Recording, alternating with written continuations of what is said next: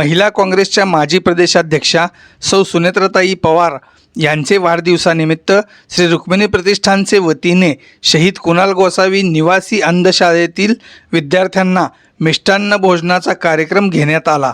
नाहक खर्चाला फाटा देत अंधशाळेतील विद्यार्थ्यांना मिष्टान्न भोजनाचे वाटप केल्याने समाजासमोर एक आदर्श श्री रुक्मिणी प्रतिष्ठानने ठेवला आहे। सौ सुनेत्रताई पवार यांचे वाढदिवसानिमित्त पंढरपुरात विविध ठिकाणी विद्यार्थ्यांना खाऊ वाटप, वृक्षारोपण, मिष्टान्न भोजनादी तसेच शालेय साहित्याचे वाटप करण्यात आले असल्याचे समजते। आमच्या मार्गदर्शिका सुनेत्रताई पवार यांच्या वाढदिवसानिमित्त शहीद कुणाल गोसावी यांच्या निवासी अंधशाळेमध्ये आपण मिष्टान्न भोजनाचा कार्यक्रम घेतला। रुक्मिणी प्रतिष्ठानच्या वतीने हा कार्यक्रम आपण घेतलेला आहे। तर सर्व रुक्मिणी प्रतिष्ठानचे पदाधिकारी, युवा काँग्रेसचे पदाधिकारी यांनी परिश्रम करून हा कार्यक्रम संपन्न केलेला आहे।